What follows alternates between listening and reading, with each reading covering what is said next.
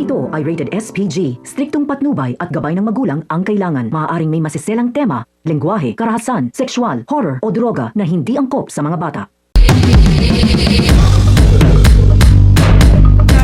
Isang mapagpalang araw mga kapamilya, narito ang mga pinakamainit na tagpo sa Coco Martin, Sigabo. May isang misteryo sa pamilya ni Samantha na hanggang ngayon ay hindi pa rin nabibigyan ng linaw. Bakit nga ba tila napakalayo ng loob ng kanyang amang si Ricardo sa kanya? Kahit anong pagsisikap ang gawin ni Samantha, parang hindi niya kailanman makukuha ang pagmamahal at paghanga ng sariling ama. Mas laging naging usap-usapan ang lahat nang mapansin ng marami ang isang lumang litrato ni Samantha kasama ang kanyang kuya na si RJ. Kapansin-pansin din na palagi niyang suot ang relo ng kanyang kuya na itinituring niyang lucky charm.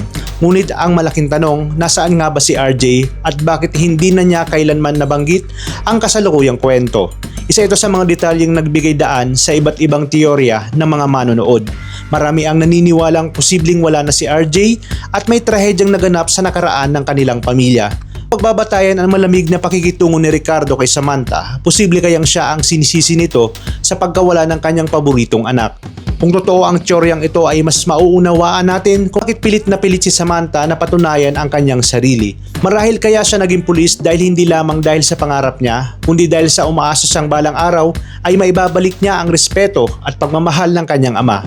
Ngunit sa kabila ng lahat ng kanyang sakripisyo, wala nananatiling nakatanim ang sama ng loob ni Ricardo.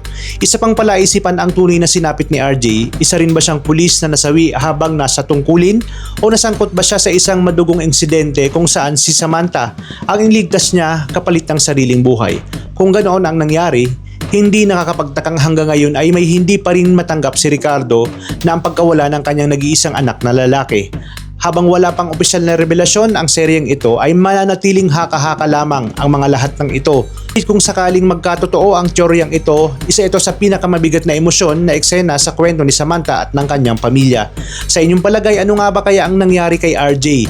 Buhay pa kaya siya at magtatago lamang? Tuluyan na ba siyang nawala dahil sa isang trahedyang hanggang ngayon ay bumabagabag pa rin sa kanilang pamilya? Ang sagot sa misteryong ito ay maaring tuluyang magbago sa takbo ng buong kwento. Kaya kung naging interesado kayo sa kwento natin ngayon at kung gusto nyong masubaybayan ang mga susunod na kapanapanabik na kaganapan, ay huwag kalimutang i-like ang video na ito, mag-subscribe sa channel at i-click ang notification bell para lagi kayong updated sa mga videos na aking i-upload. Maraming salamat sa inyong panonood at pagpalain tayong lahat, kapamilya.